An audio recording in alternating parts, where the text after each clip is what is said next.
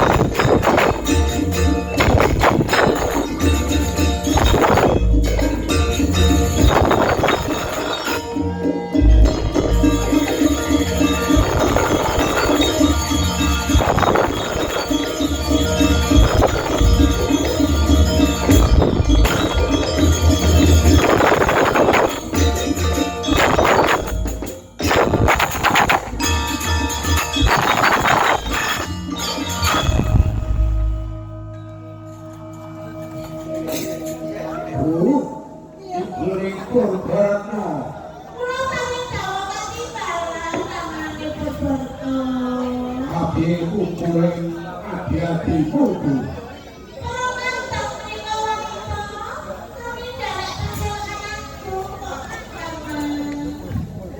Kakawati Suryagara kula dawuh katumbasan Gusti Ratu. kados pundi mawatanipun kemparing para prajurit. Maneka sampun saluhur adates sadaya. Sedaya para prajurit menika nderek prangkil wonten ing pasibaraku. Kula saking menika Kakang monggo lakukan Manesa aku dawuh.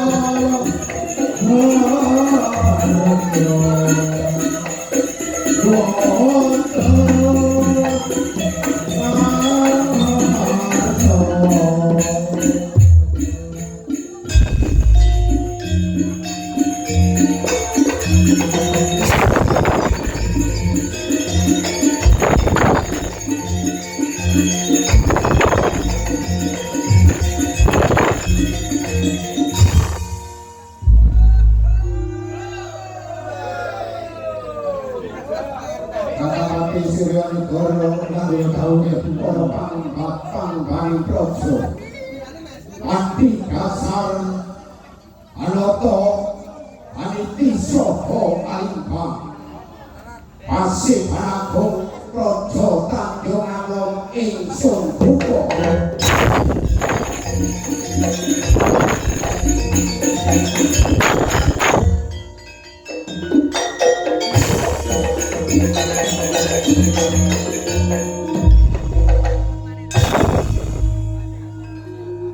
Kakawati Suryanegara sasampunipun kula pirsa kasugenanipun sedaya para prajurit kula kepengin mangertos atos pundi kawontenanipun wonten praja Tanjung Alom kakang Sarani kawatanipun wonten ingkang sinambung sinuwun sedaya ayam lan ayam para prajurit menika sampun anatur dalanipun ingkang ateges pidhasaken apa dados satu panjenengan Gusti Allah Kakang Suryanegara kula kalihana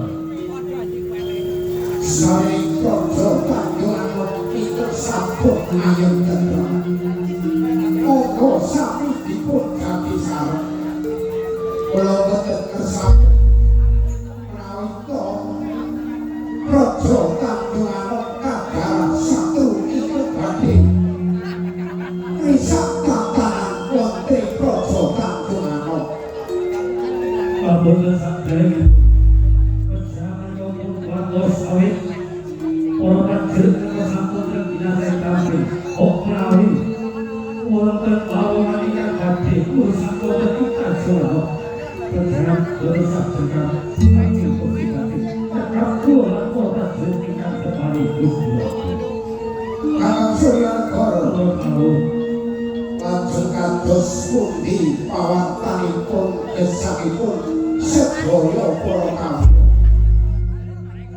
Kesalipun para kawula ingkang wonten ing pagi senar dibarakaken terbit saking ratu laksani waktu mereka tansah golongan kuliling alit para kawula wonten ing kraton Tanjung Alom menika sampun bakti takoh sinawi ateges para kawula wonten wonten ingkang tiyang sandang kelawan pangan Gusti Allah sedaya menika namung saged angling kawicaksanen panjenengan dhateng kawula panjenengan migati gesangipun sedaya para kawula ampun ngantos wonten kawula ingkang kekirangan sandang papat saka buka Lalu Allah ketika atas atas doa soal kenawit Orang kawula ingkang mapan wonten padusan menika boten wonten ingkang sandang gawa ibu Gusti Allah menawi ngaten kula uga marang sira Dirgawati Injil Bawukati Barat Kula kopi pawartanipun Purwanata kabeh para prajurit Tanjung Alom Abdi Kula Kanata sedaya para prajurit wonten ing Tanjung Alom sedaya tansah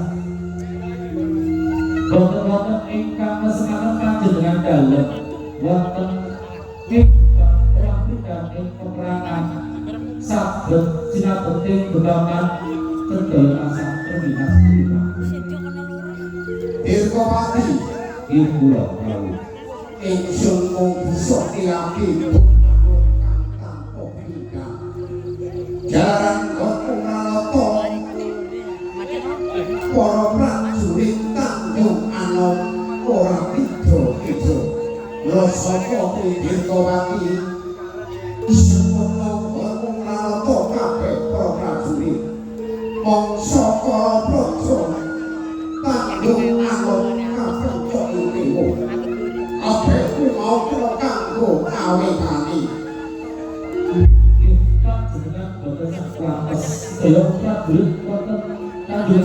siap-siap bro. Yang ngomong ahli musik Besar betul. orang siro berkoyuto Izin di dalam pulau Mas. Apabila tani berkoyake kewajiban Meriprojo Tanjungan Izin sudah berdiri pulau. Agar pulau menjadi diri orang yang wonten ing Tanjungan. Mereka sedaya bertanggung bagus kula sapa kuwi kasukan kabeh Tanjungan mongso bodho rasio izin Mas. Panjenengan ampun Mas. Bukti wonten orang ingkang badhe wonten Tanjungan. Serta wonten Tamasko panjenengan. Wonten kula aturi swanten. yen aku midhatake atur peraturan ira pratelake Praja Tanjungan adoh sapa kasukan Praja Tanjungan tak bodhake marasio Izin Mas.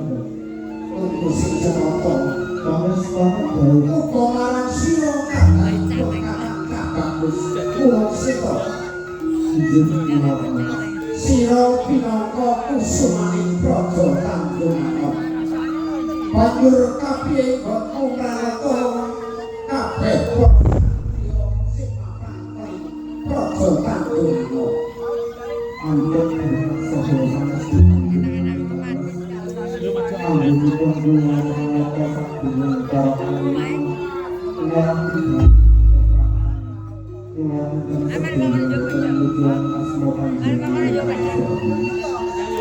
kadangipun kakang bagus kula sita rumangsa marang atine kakang sithik boga sithik berkumatur marang kakang dak kira wis basis kula sapa Dimas kadangipun kakang kula sita sebetna gon dikawruh aja oleh-oleh gonmu takon marang pamanmu dirgondoro tunggu semuanya uga marang sira bumi Purbaretna buning pinangka wadani kabeh para bukti daya-daya pun kakangmu keping desa kaya apa kok kemajuane para bukti Tanjungan Obu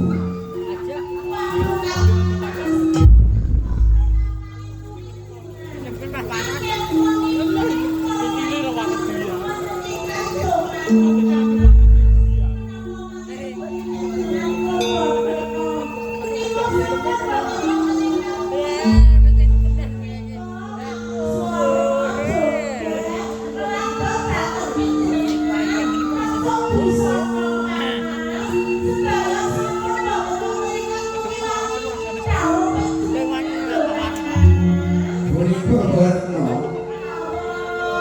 apa aturmu kuwi kula tak obungi to Bu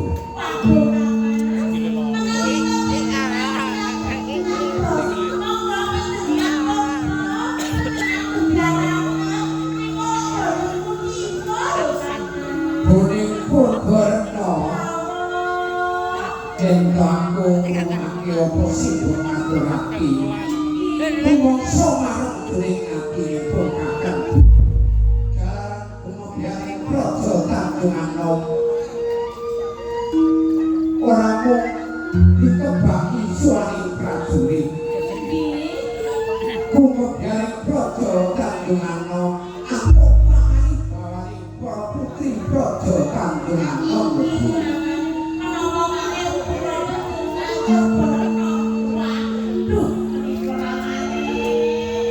tegese waduh sing piye to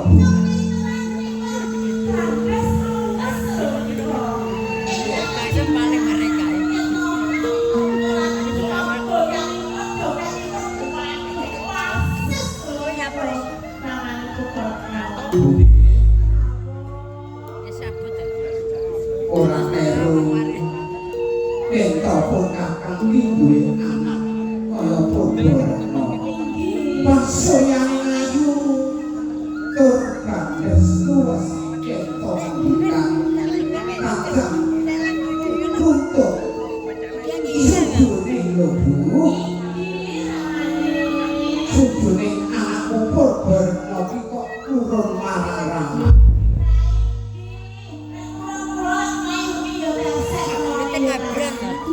bune-bune iki wis bodoh.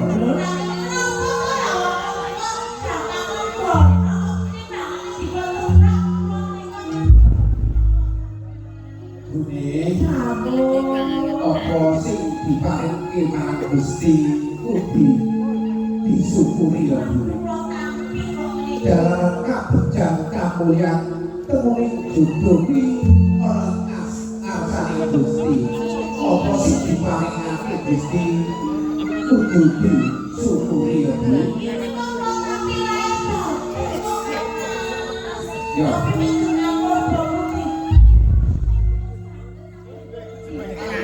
Ora jadi mungkin piye Bu?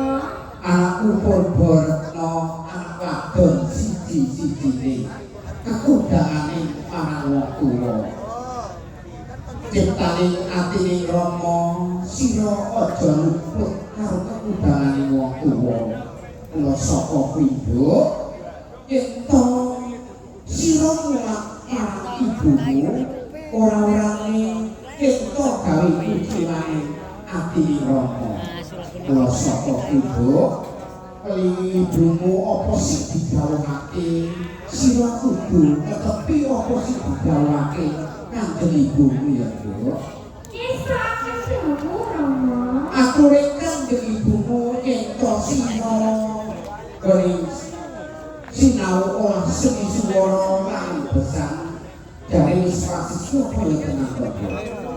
Sakmenika matras aturipun Ibu Rama anggen kula muring-muring budaya. Olah siap tentu Ibu Putri kula menika sampun wasil Surama. Yen ngono sira nganti gawe tujuane Kanjeng Ramamu ya, Bu. Boten penjelaran apa bapak sama? Umpama tak kobi ning papan iki kabeh. Monggo kula sabdo kok Rama. Kados pundi Kakang Surya Negara. menika mapan kalasan awet ingin damel jambi supaya para prajurit menika Ningaten Kakang Surya Negara. kados pundi Sejatosipun nggih kula ngempalaken sedaya para prajurit.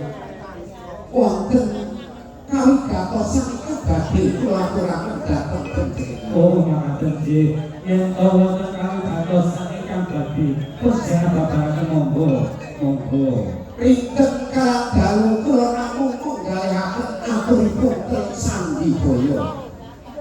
Teng Sandibaya matur dhateng kula prawita saereng-erengipun gunung wonten dusun kathah para kawula enjing sakit soten duduking pecah soten sakit enjing duduking pastra prawita dipun lajengaken napa boten saged gesangipun sedaya para kawula kedahipun upadi orang kados kabehipun para kawula menika boten pados kesanipun wonten ingkang donga gesang kados wingi-wingi kados sinuwun kula namung mesakaken tangisun ari-ari krana tangisun ari-ari menika ditinggal pejat yang sepaipun kakang para putri dados rondo ditinggal sedo kakungipun kakang sasampunipun kula midharet taken perkawis menika lajeng kula suminding ing ngarsaning Gusti nyuwun marang Gusti kang jagat jebulipun Kakang Surya Negara kula nampi parambita dados panjenengan sampun nampi parambita rasut kanggo rokok wisik ingkang kula tampi Pak Geblok Mayangkara ingkang mapan wonten ing Praja Tanjung Anom sampun sirep kalamun Praja Tanjung Anom barang ali-ali mustikane jagal makan yang kados ngaten paribasanipun midargakan unggah guru tujuan dipun padosi kemawon Gusti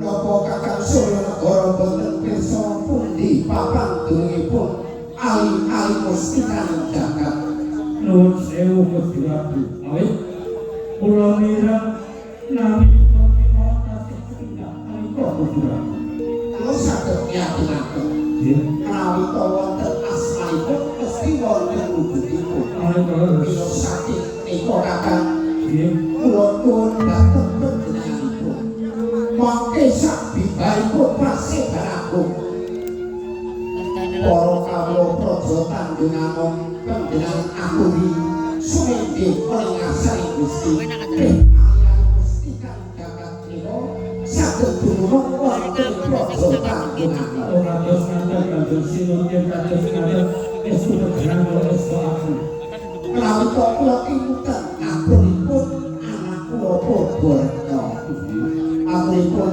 anak kula Purbaretna ganipun kelas seni swara lan besan sampurasi mila saking mriku Kakang dadi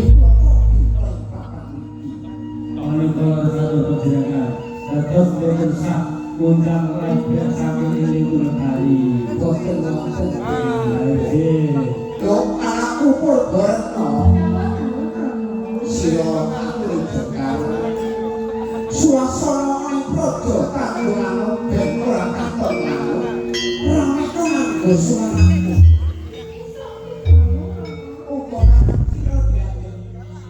sira tak keparake jekar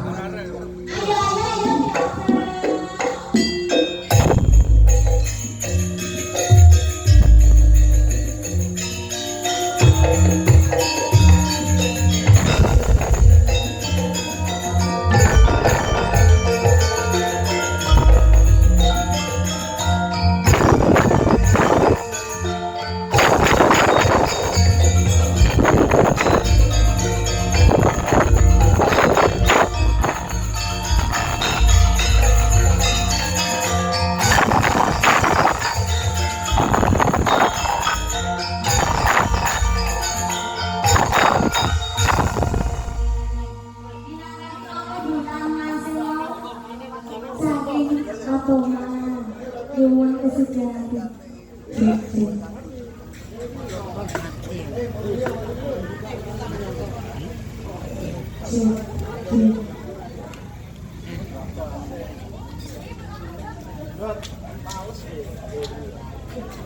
Lele prato, itu lele, lalu lele. Prato, Oh, enak sih.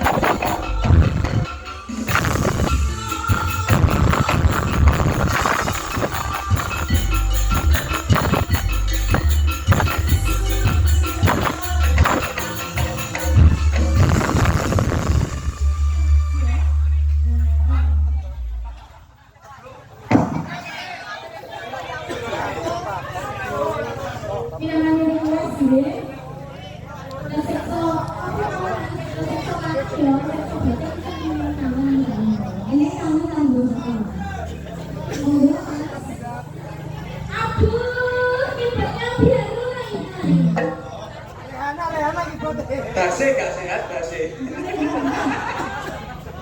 Lo kesesalan khas sapi dan nasinya. Saya mulai aku mulutan nanti. Berapi. Tikus dulu.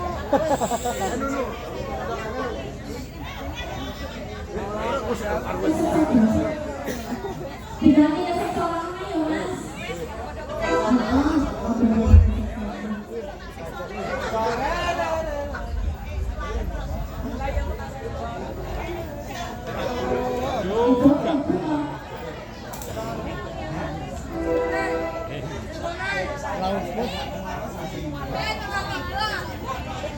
Hãy subscribe cho kênh Ghiền Mì Gõ để không bỏ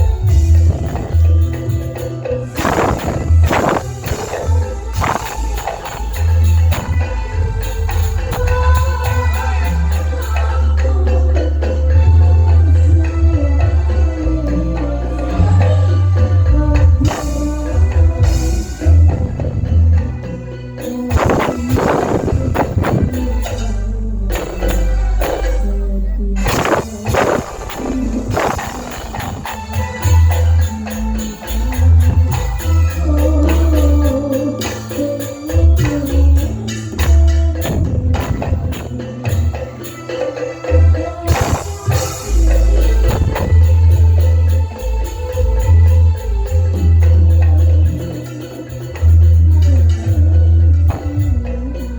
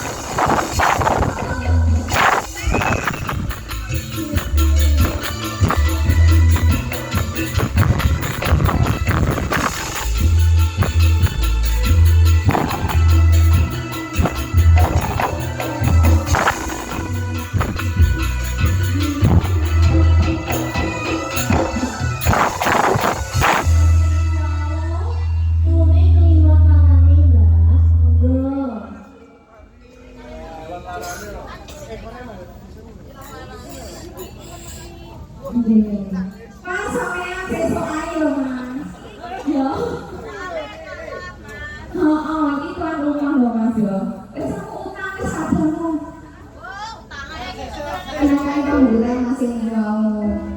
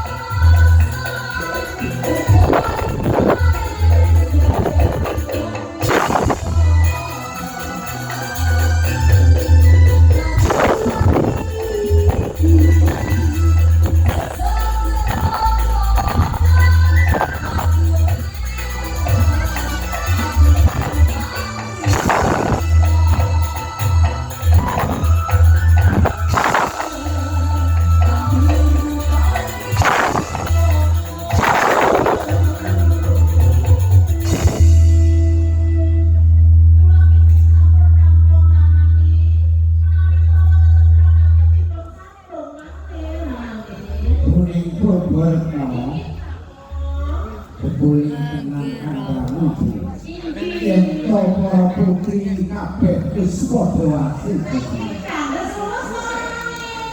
Iya, Bu. Kakang Suryagara kantos pundi sapunipun nampi pasukatan para putri. Raosipun wonten ing manah kados sasiatirta saldu Gusti.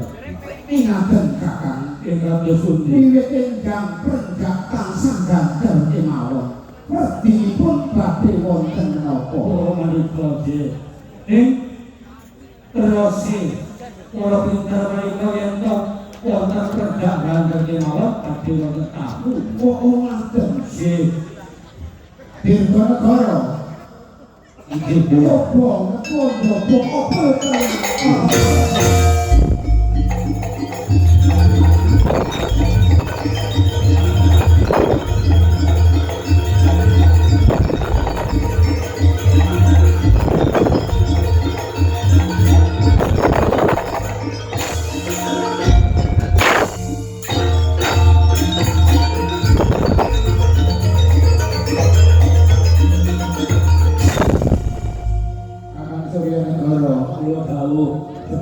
bener satun panjenengan niku dewa dadi pinter.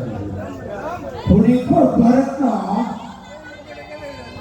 rak yo ora pangling to Bu. Iki piantun luhur saka ing Kabupaten Surya Pringgo. Dimas Sapati Brojo. Dimas Sapati Brojo. Rawuh kami dalam kula Kang Mas Moho Prabu Kapingaren Janur Gunung. Geten get sira sowan ing ngarsaning kakang kokmu sakloro iki piye kok Dimas? Sajare menika boten namung kula kaliyan rekan kula ning kula kadhaken dening kadang-kadang saking Sunya Pringgo. Yo dene kok ora kok aturi mlebu neraka. Yo tak keparangake. Lho.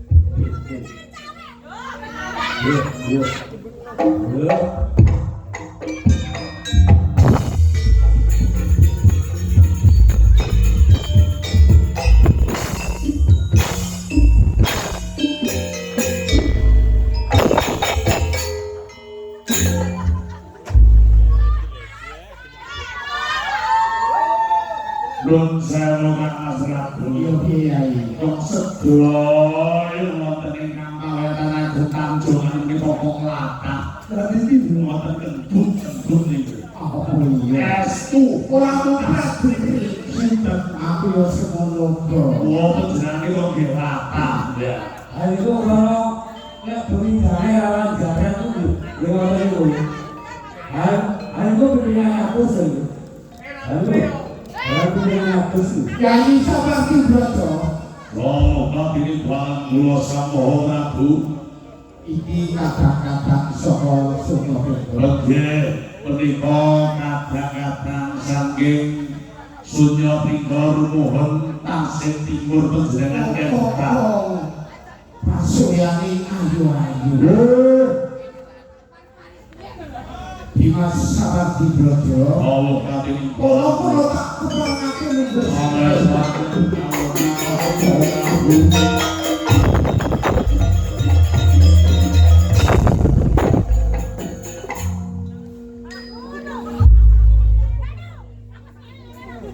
Kyai Sapati Brojo.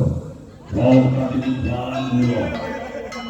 Yendak sawang ketemu seorang mengasah bongkahan sadake ono kali kabeh. Yo bener. Wonten apa perjalanan monggo sepindah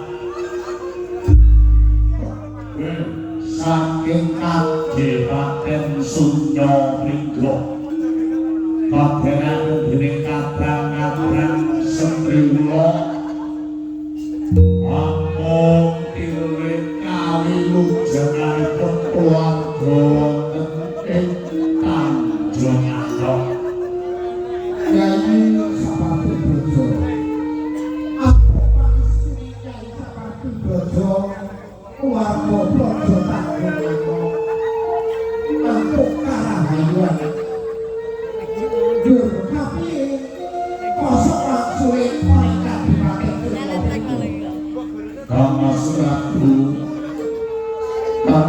Prabu Resat Kuno Jimat Sesebat Kuno Kasunyatane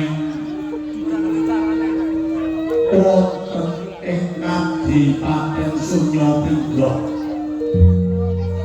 sampun hayom-hayom gesawipun para kawula boten wonten ingkang kirang sandhang panganira dene Bapak Sumber dene kuwarga Praja Sunya Pindha tansah pikantuk kahayuan inggih masapati Praja mumpung Bapak Praja tak nyamon biyobaki suara prajurit entuk ana kali kabeh sira tak keparengake aku apa Nun sewu Ganas Prabu Lesapura ampun dados kadyaning manah panjenengan dalem yen pamengkiatur kula sisih saking manah panjenengan ya ora dadi kaya apa dinas Ramas Prabu Lesapura yang disapati Praja sasampunipun kula wonten pawayanan kadher dening kadang-kadang tersaring dening Prasetya Praja ing Tanjung Anom kula badhe niwil sejarah rumuhun asli sejarah tinggal sepati bodoh panjenengan sugih rumuhun kula panjenengan tasih timur wonten perang gedhe 1000 negara Gelasatan ingkang jerak dipati wonten ing Tanjung Anom ampun Sudarma kula sang Adipati Saparti Raja kebutan Sepati Praja aku sing kelingan nalika ana perang 1000 negara kuwi gugure Kanjeng Ramamu ya Paman Saparti Raja leres atur panjenengan Ramas Prabu sesembahan kula kula badhe pitandhaken panjenengan dalem pun Sudarma kula Adipati Saparti Raja menika mati kersane Gusti napa wonten ingkang percayani ana sing mateni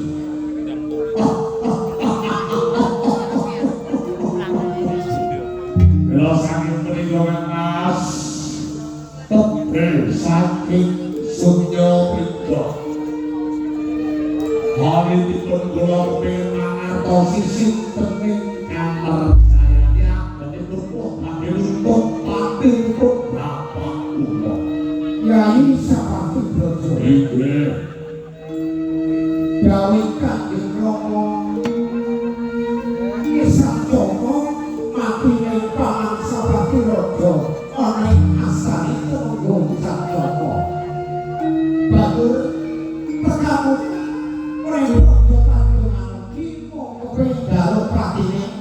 Temenggung Sang Joko karku bila saking menika Mas kula nyuwun pangabdian dhateng panjenengan ngaturing dening para mawa Sang Maha Prabu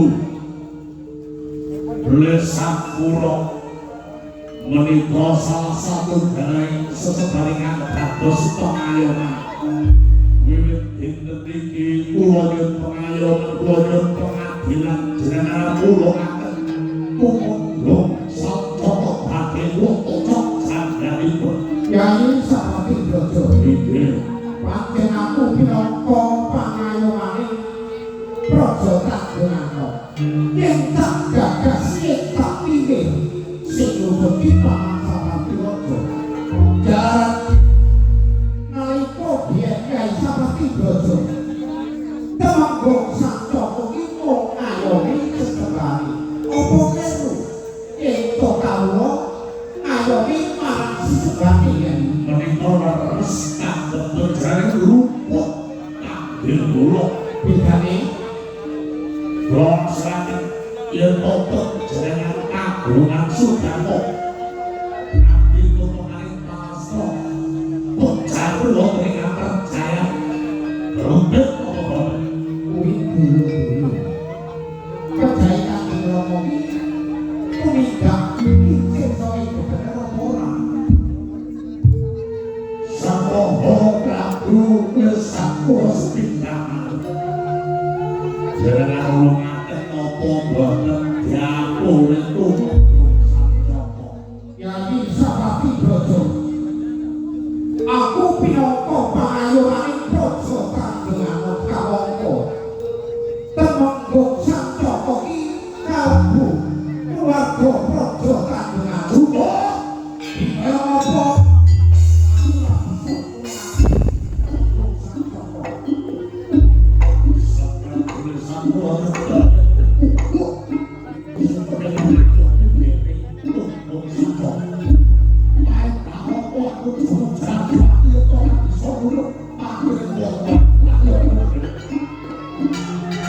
Yai Sapati Brojo. Aku ngerti. Ento pancen karmu kaya ngono. Aku ora